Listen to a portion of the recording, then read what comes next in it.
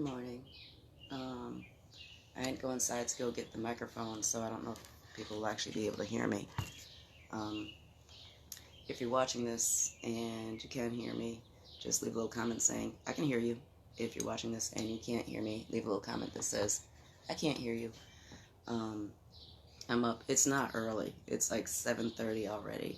But right now in the world that I'm inhabiting, this is that early place because the middle of the night wake up happens, and then I fall back asleep, and then I start to wake up at 7, and I go, oh no, I really don't want to be awake yet, and then fall back asleep. However, this morning, for Joseph's birthday, I'm not sure. I think it was Leah and Kelly. I don't have um, the birthday list anywhere near me, so I don't remember who it was who gave Isaiah an Amazon gift card for his birthday, but whoever you are, yeah, whatever. Anyway, he bought a Beyblade with it because, of course, Isaiah bought a Beyblade, and if he were here, he would explain to exactly which Beyblade it is. Maybe it was Pegasus, because I think Pegasus is his champion right now. But he bought a Beyblade, and he bought a brand new alarm clock because Isaiah needed an alarm clock, and the alarm clock that he needed has this weird propeller helicopter thing on it, and so when it goes off, along with making the most horrible loud sound at you, this propeller goes flying up into the air and lands wherever the heck it's gonna land, and it will not stop until you go physically get out of the bed and go find the propeller, go put it on the daggone base, and then press a button. This morning it decided to go off early, and if that daggone propeller did not figure out how to jump up, so the door to my bedroom was open, jumped up off of the nightstand, out the door, fell on the floor, and then fell down the stairs. So there was no even just like getting out of bed, stumbling around, picking it up and banging it down on the thing to shut it up. It involved getting up, going around the corner, going downstairs into the living room, at which point I was up, I was awake, and figured it was 7:20 already, might as well make some coffee and get started. And so I started, scrolling through Facebook, doing what I do, saw that really amazing, beautiful, beautiful, beautiful video that Gio put together last year when I was one of the recipients of the 100 Women of Color Award, and he decided to make it Diana Ross and Mahogany. That was awesome. So I posted that, and I'm scrolling, and I've got, Bill Withers is stuck right up here. So Lovely Days going through my head, Grandma's Hands stuck in my head, and I'm stuck in Grandma's Hands for a bunch of reasons, but it just keeps going, ooh, it's just like rolling through my head.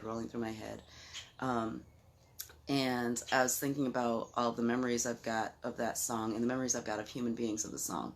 One of my memories of that song is I had it on a mixtape. It was this great mixtape that I stole from my friend Jay. So I tried really hard never to play it when Jay was around. But it was a great tape, had awesome music.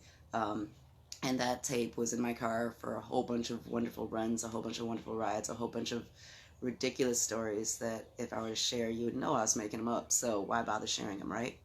But it was in my mind, and I was scrolling through Facebook like I do, and there's a dinner theater somewhere. I'm not sure. This is probably canceled. It's probably one of those paid, boosted posts that's just continuing to roll through, because a dinner theater somewhere is doing a play called Snakes in the Grass. And that's when I was like, you know what, Bill Withers, you're here in my head, I'm thinking about you, might as well jump up and talk to people because it gives me something to do early in the morning. This bizarro world that we live in, that I've got the fire pit in the front yard right now. I honestly, I became very, very, very close to just sitting out in the front right now and starting a fire in the fire pit. Decided not to, figured I'd come sit on the back porch instead. I'm not sure why, maybe that's decorum. But pretty soon there's going to be an early morning fire pit happening. And we'll be out there having some type of a fireside chat. It might be me here with you, might be me here in my head, have a whole lot of those conversations going on up in my head.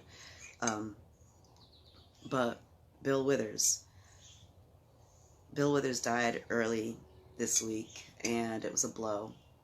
That man's music is amazing and wonderful. Um, and 3 years ago in April 21st, Prince died. And that was a blow, and that hit. And that hit hard. If you know me, there are folks who kind of laugh at it. There are folks who are a little bit scared of it. There's a whole bunch of folks who know that I'm being sarcastic and don't believe it. But Prince saved my life. When I had no one else, I had the dark, I had candles, and I had Prince. And Prince saved my life. And Prince's music has guided me through so much. I can tell you, whenever I've been at a low point in my life, I speak in Prince quotes like it's known. I speak in Prince quotes constantly.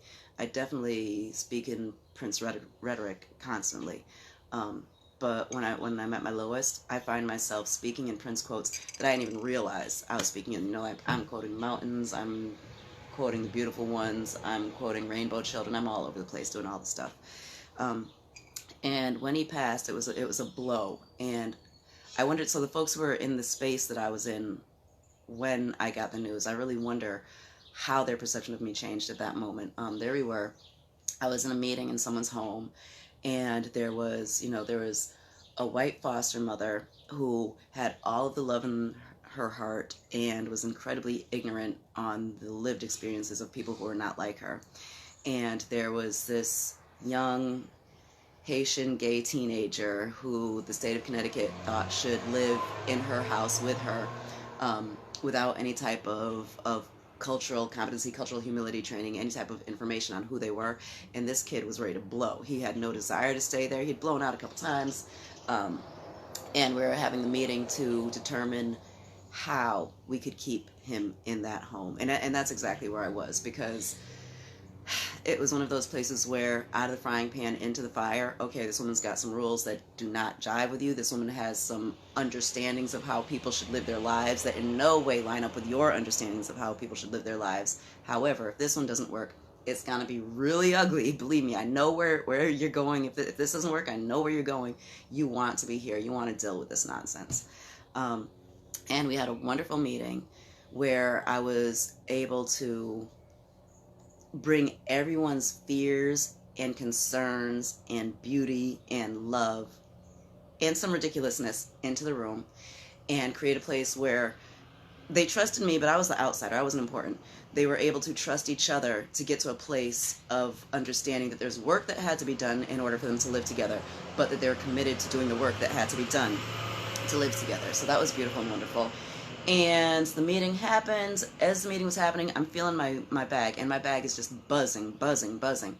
And I don't know who's calling me. I don't know who's texting me, because, like, all the different types of things, sometimes it just goes zzz, sometimes it goes zzz, but it's doing all of its weird stuff in there. So there's a lot going on. The meeting ends. I get up. I collect my bags. I reach into my bag. I take my phone out just to see what's happening. And again, I'm in professional. It happens. Believe me. When it comes to making sure that human beings can be cared for, I can put on corporate drag like no one's business. So the hair was probably curly that day. I don't think my hair was straight that day. But I had on, and I remember I had on the corporate drag outfit. I had the outfit that comes out when you got to meet with the white people who might not trust you. And looking great, had the cool purse on. Not the really cool purse that I got for Christmas this year, but, a nice Lillian Vernon. Looked kind of cool. And so there was the text that said that Prince was dead.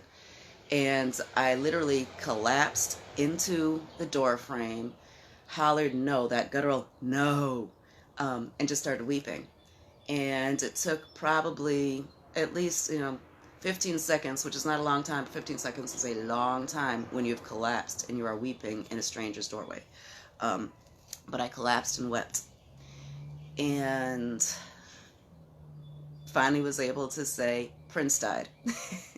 And the look on the woman's face when I explained why I was hit and devastated the way that I was hit and devastated, clearly she did not have the same relationship with Prince and his music that I had with Prince and his music. So it was kind of rough. But this meeting was down in New London, and once I got in my car, my first thought was, how the fuck am I going to get home? Now, this was me, so this is my car. So, yes, there was the, what do you call it? No, I didn't have Around the World in a Day in the car. I had the Gold Experience. I had that in the car. and I had my CD player. So I got in the car, put Prince in. If you got an idea of who I am, if you got an idea of how ridiculously melodramatic I can be, and if you know the Gold experience, and you know how, Prince loves a good anthem, Prince will take you on that emotional journey. Down in New London, in the car, trying to make it back, and couldn't. But got to, I think it's that place on Route 2, there's this big old pond. And it's not Lake Minnetonka, but hello, Prince fans in Connecticut, Lake Minnetonka. And I pulled over there and just wept and wept and wept, and wept for all of the personal selfish reasons, because, the King of Love is dead. So wept for all of those personal reasons, but then wept because I knew that life was changing, and there's going to be this place where this music, there wasn't going to be any more music, and I was never going to, see, here we go, I was never going to be able to go to a concert and sit and get that wash of what Prince does. There's a whole bunch of beautiful tribute bands. The Revolution, you guys are awesome, you guys make beautiful music. You're not Prince, you're not him. And so that was rough. So I got home, and I didn't think, I know people were calling me. I wasn't answering the phone. It wasn't going to happen. That was not the safest ride in the world ever. I got home, and my son's ex-girlfriend, who was a big old Prince fan, and that was one of those things that we connected on, aside from the ridiculousness of just life, because she was a great human being, we would connect on Prince.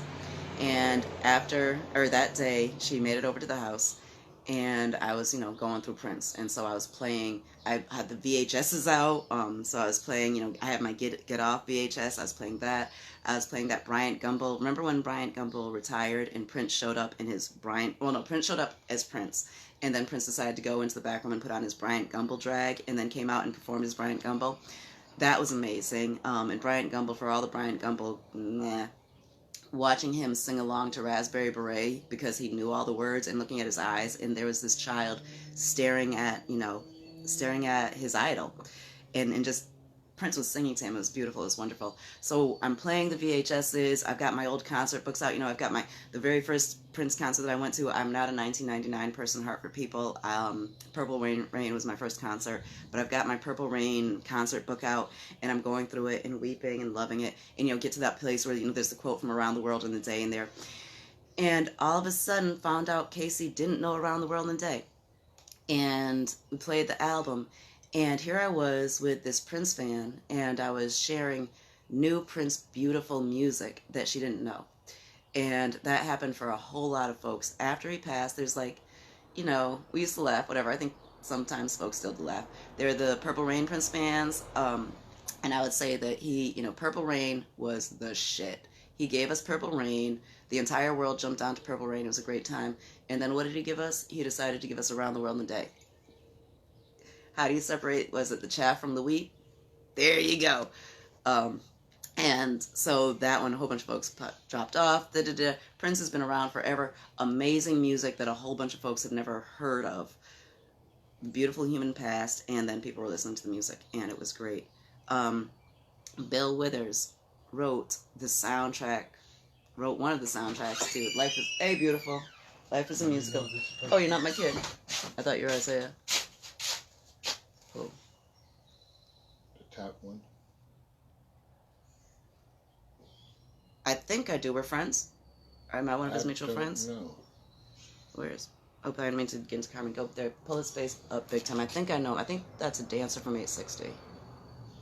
I think. Oh, okay. Yeah, I mean, they look kind of familiar. Yeah. But. If it's who I think it is, but it might just be the hair. God. Okay, no, it's not who I thought it was, but I've seen that face before. But I don't know who they are. But it's a person. Kind of looks like tall young brother that came with July to Arbor Street. Is that who that is? That's who I thought it was. That's who it... Because that head hair thing, that's who I thought it was. Alright, I guess I'll accept. Yeah, until you get that special, then you get that special inbox message. Hello, my brother, and how are you? Blessings upon you. Aw, shit. He's about to ask for a gift card. I have a account that I can't get into. I will give you access if you give me all of your account information. My brother, it is only fair that you give me your password if I give you yours in full trust. Hey, so yeah, back to Bill Withers. So anyway, so Grandma's Hands has been deep up in my head, and Bill Withers passed this weekend, and Gio is making a video of Lovely Day, which is going to be beautiful and wonderful. It's a great song. I mean, today's a lovely day. Every day right now is a lovely day. There's ridiculousness happening, but yin and yang. You know you're talking to a Libra. Or lose a Libra. If you haven't figured out, the majority of the KCC core team is a Libra. If let's see, Versatile's not a Libra. Who else? I think Versatile. I think Versatile's the only non-Libra on the core team, and she's figured out how to roll with us. And her energy is wonderful. So it's her energy is amazing energy for Libras to dwell with and play with and move in, and so yeah, so balance is incredibly important for us. So every day, for all the ridiculousness, nonsense that's happening out there, there's beautiful stuff happening out there, and we are okay. It's going to be okay, and Bill Withers tells us this stuff. But going back to Grandma's Hands, going back to Bill Withers, I'm there. I'm scrolling through. This dinner theater is doing Snakes in the Grass, and I said, okay, so done doing that. Let me come over here and talk, because this is a rough time for us. And it's a rough time for all of the reasons. We can get to all of the spiritual reasons.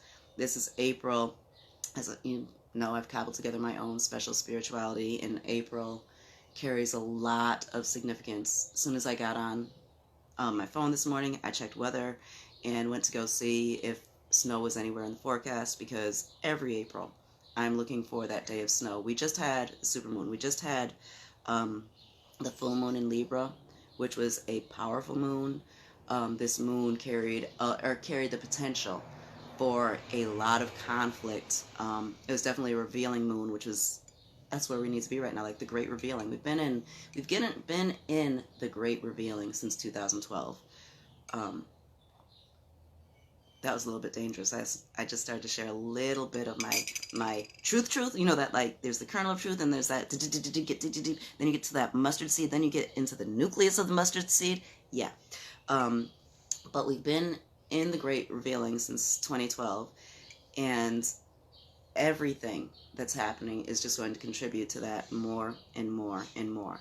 So we just had this huge supermoon in Libra that was going to reveal conflict, and create opportunities for conflict to arise. And that definitely has happened in quite a few folks' lives. And Bill Withers passed, which created a place for folks who are not familiar with that beautiful human being's music, life, and story, and legacy. It gives folks a chance to step into that, and see that.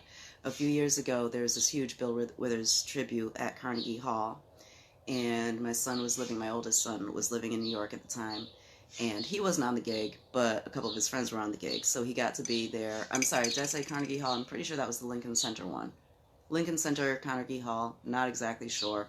I'm in Hartford. Boom, it was down there in one of those big fancy places with the big fancy music. But he was there for the recording session, or he was there for the recording and the rehearsal sessions. And he talks about this time when Aloe Black was rehearsing, Lean on Me. And he was there just singing it. And Bill Withers walked into the room as Bill Withers. And it made me feel so good to listen to my child share with me what he saw as significant in that moment, and what he felt is significant in that moment. As Bill Withers is no longer here, Bill Withers created a body of music, a body of information, a library of truths that help us think about ourselves, and help us see ourselves, and help put us in our own, put us squarely where we need to be in our lives, so that we can enter into other people's lives in the way that we're supposed to. So that was beautiful. And I think about, so Aloe Black was singing, and then Aloe Black sang Grandma's Hands, and Bill Withers sang with him.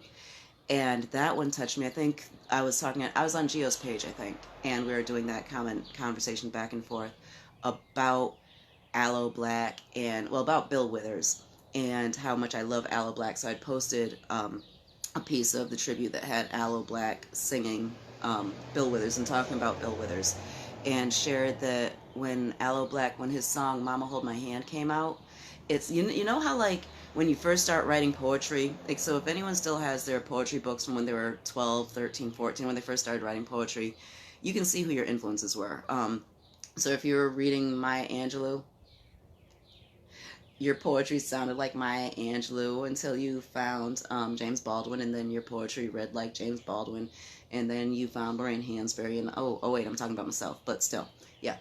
Um, when you first start writing, you're putting your own ideas on a piece of paper, and very often not trying to mimic, but as you're figuring out your technique, as you're figuring out what you're doing, you tend to emulate those who you love, those who you look up to, those who are your mentors.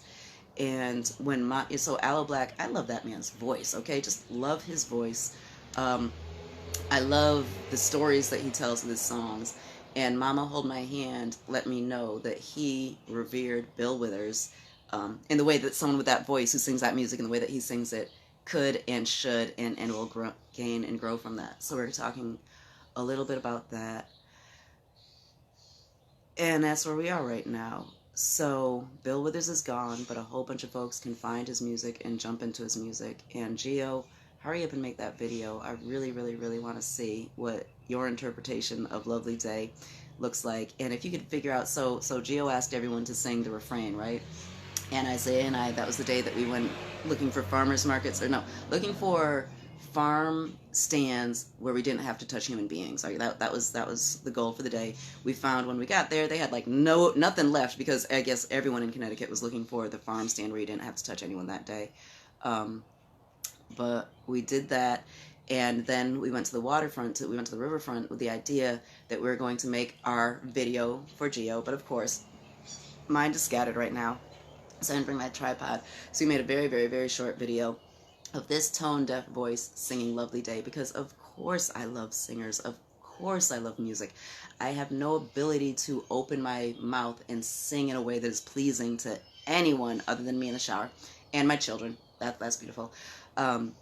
So I made my video with this voice, with full faith and love, knowing that Geo's going to make something beautiful and amazing, because Geo makes beautiful and amazing things.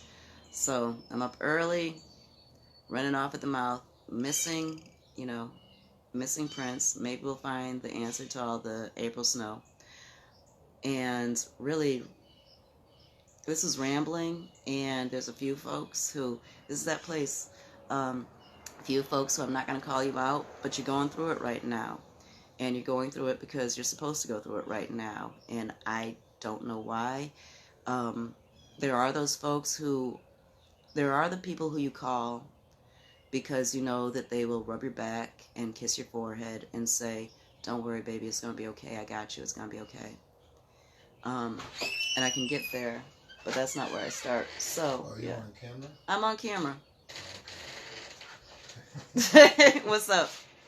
I was just going to tell you, you have to stop talking so loud. Trump basically tweeted what y'all were saying yesterday about the Democrats. No. He's obviously fucking listening to y'all. Fuck that bitch. You have to stop giving this nigga pointers.